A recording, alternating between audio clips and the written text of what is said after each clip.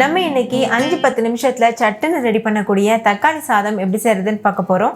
இது கொஞ்சம் டிஃப்ரெண்ட்டான ஸ்டைலில் நான் செஞ்சு காமிச்சிருக்கேன். உங்களுக்கு ரொம்பவே பிடிக்கும். வீட்டில் இருக்க எல்லாரும் கேட்டு வாங்கி சாப்பிடுவாங்க. ஹாய் ஃப்ரெண்ட்ஸ், என் பேர் Abhi. Welcome to Indian recipes Tamil. வீடியோக்குள்ளே போகிறதுக்கு முன்னாடி நம்ம சேனல் இந்தியன் ரெசிபீஸ் தமிழை சப்ஸ்கிரைப் பண்ணிக்கோங்க. கூடவே இருக்க பெல் சிம்பலையும் கிளிக் பண்ணிக்கோங்க.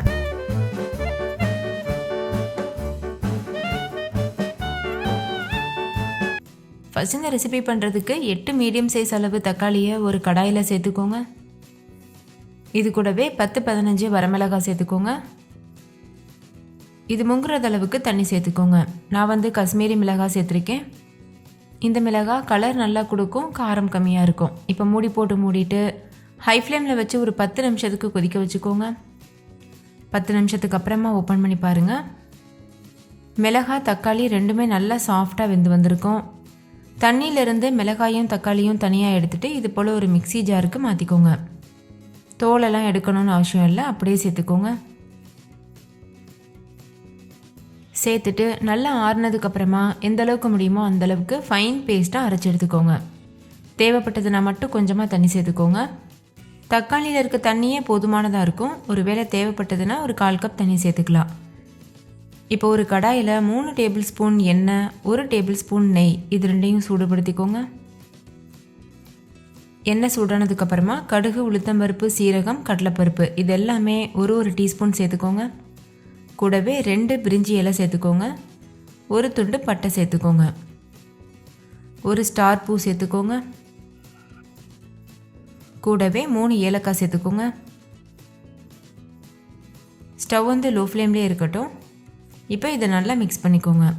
இதோட ஃப்ளேவர்லாம் அந்த எண்ணெயில் நல்லா இறங்கட்டும். இப்போ இது கூட 2 பெரிய சைஸ் வெங்காயத்தை இது போல் கட் பண்ணிவிட்டு சேர்த்துக்கோங்க. 1 டீஸ்பூன் உப்பு சேர்த்து நல்லா வதக்கிக்கோங்க. உப்பு சேர்த்து வதக்கும் போது வெங்காயம் சீக்கிரமாகவே வதங்கிடும்.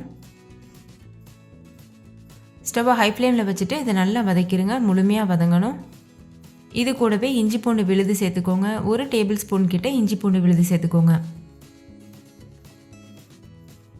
இஞ்சி பூண்டோட பச்சை வாசனை போகிறது வரைக்கும் நல்லா வதக்கிடுங்க.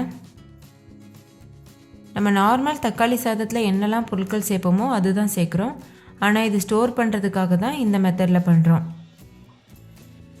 இஞ்சி பூண்டு பச்சை வாசனை போனதுக்கப்புறமா 2 மீடியம் சைஸ் அளவு தக்காளியை கட் பண்ணிவிட்டு இது போல் சேர்த்துக்கோங்க.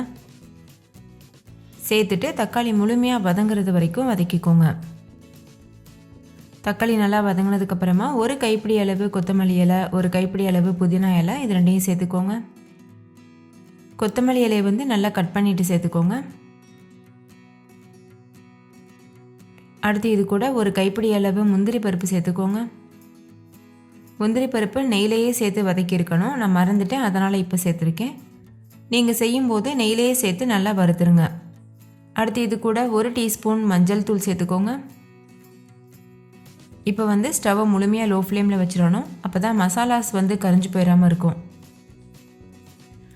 அடுத்து இது கூட 2 டீஸ்பூன் மல்லித்தூள் சேர்த்துக்கோங்க.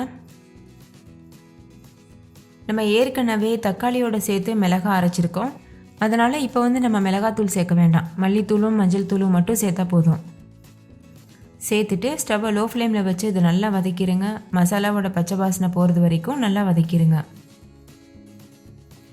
மசாலாலாம் பச்சை வாசனை போனதுக்கப்புறமா நம்ம ஏற்கனவே அரைச்சி வச்சுருக்கோம்ல தக்காளி மிளகாய், அதை இது கூட சேர்த்துருங்க. ஏற்கனவே நல்லா வேக வச்சு தான் இதை அரைச்சிருக்கோம். அதனால் இதில் பச்சை வாசனை இருக்காது. நம்ம எண்ணெய் பிரிஞ்சு வர வரைக்கும் வேக வச்சா மட்டும் போதும். இந்த ஸ்டேஜில் டேஸ்ட்டு செக் பண்ணி பார்த்துட்டு உங்களுக்கு காரம் தேவைப்பட்டதுன்னா கூட நீங்கள் 1 டீஸ்பூன் மிளகாத்தூள் சேர்த்துக்கிறலாம். அதே போல் உப்பெல்லாம் கரெக்டாக இருக்கான்னு செக் பண்ணி பார்த்துட்டு தேவைப்பட்டதுன்னா நீங்கள் உப்பு சேர்த்து மிக்ஸ் பண்ணிக்கலாம். இப்போ மூடி போட்டு மூடிட்டு லோ ஃப்ளேமில் வச்சு எண்ணெய் பிரிஞ்சு வர வரைக்கும் வெயிட் பண்ணுங்கள். இடையிடையில் ஓப்பன் பண்ணி கலந்துகிட்டே இருக்கணும், இல்லைன்னா அடி பிடிக்கிறதுக்கு சான்ஸ் இருக்குது. இப்போ பாருங்கள், எண்ணெயெல்லாம் நல்லா பிரிஞ்சு வந்திருக்கு. நம்ம இதில் கொஞ்சம் கூட தண்ணி சேர்க்க தேவையில்லை, அப்போ தான் கெட்டு போகாமல் இருக்கும். இப்போ இதை நல்லா மிக்ஸ் பண்ணிக்கோங்க. இதோட கன்சிஸ்டன்சி கொஞ்சம் தண்ணியாக இருக்க மாதிரி இருக்குது. அதனால் ஹை ஃப்ளேமில் வச்சு நம்ம நல்லா கலந்துகிட்டே இருந்துட்டு ஒரு தொக்கு பதத்துக்கு வந்ததுக்கப்புறமா நம்ம ஸ்டவ் ஆஃப் பண்ணிடலாம். இந்த தக்காளி சாதம் ப்ரீமிக்ஸ் பேஸ்ட்டை நீங்கள் ஃப்ரிட்ஜில் ஸ்டோர் பண்ணி வச்சுக்கலாம். ஒரு 10 நாள் வரைக்கும் கூட இது கெட்டு போகாமல் இருக்கும். அவசரமான காலை நேரத்தில் லஞ்ச் ரெடி பண்ணுறதுக்கு டைம் ஆயிருக்கும்ல, அந்த மாதிரி சமயத்தில் இது ரொம்ப யூஸ்ஃபுல்லாக இருக்கும். ஜஸ்ட்டு சாதம் வடிச்சிட்டு இது போட்டு பெசரி நம்ம கொடுத்துடலாம். நீங்கள் ஃப்ரிட்ஜிலேருந்து எடுத்துகிட்டு யூஸ் பண்ணும்போது கொஞ்சமாக தேவையான அளவுக்கு எடுத்துகிட்டு சூடு பண்ணிவிட்டு அதுக்கப்புறமா நீங்கள் சாதத்தில் போட்டு பிசைஞ்சு கொடுக்கணும். ஓகே, கரெக்டான கன்சிஸ்டன்சி ரீச் ஆயிடுச்சு. இந்த ஸ்டேஜில் ஸ்டவ் ஆஃப் பண்ணிவிட்டு முழுமையாக ஆற வச்சிடலாம். நல்லா ஆறுனதுக்கப்புறமா ஒரு ஏர்டைட்டான கண்டெய்னரில் போட்டு நம்ம ஸ்டோர் பண்ணி வச்சுக்கலாம். இப்போ நான் வடித்த சாதம் எடுத்திருக்கேன். இந்த ரெசிபிக்கு நல்லா உதிரி உதிரியாக இருக்க மாதிரி வடித்து எடுத்துக்கோங்க, அப்போ தான் நல்லாயிருக்கும். இப்போ கொஞ்சமாக இந்த தக்காளி பேஸ்ட்டை சேர்த்துட்டு நல்லா மிக்ஸ் பண்ணிக்கோங்க. தேவையான அளவுக்கு நீங்கள் சேர்த்துக்கிறலாம். பாருங்கள், நான் ஒரு அரை கரண்டி அளவுக்கு தான் சேர்த்தேன், அதுவே கரெக்டாக வந்துருச்சு. அவ்வளோதான், தக்காளி சாதம் ரெடி ஆயிடுச்சு. இந்த ப்ரீமிக்ஸ் பேஸ்ட் மட்டும் ரெடி பண்ணி வச்சுட்டிங்கன்னா போதும். ஒரு 1-2 நிமிஷத்துலேயே நம்ம தக்காளி சாதம் ரெடி பண்ணிடலாம். டேஸ்ட்டும் அப்படியே நம்ம நார்மலாக குக்கரில் செய்வோம்ல தக்காளி சாதம், அந்த மாதிரி தான் இருக்கும். இது கண்டிப்பாக ரொம்ப ரொம்ப டேஸ்ட்டாக இருக்கும். உங்கள் வீட்டில் இருக்க எல்லோரும் ரொம்ப என்ஜாய் பண்ணி சாப்பிடுவாங்க. ஸோ மிஸ் பண்ணிடாமல் ட்ரை பண்ணி பாருங்கள்.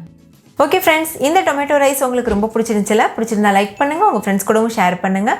இன்னொரு சூப்பரான ரெசிபியோட நான் உங்களை சந்திக்கிறேன். தேங்க்யூ, பாய்.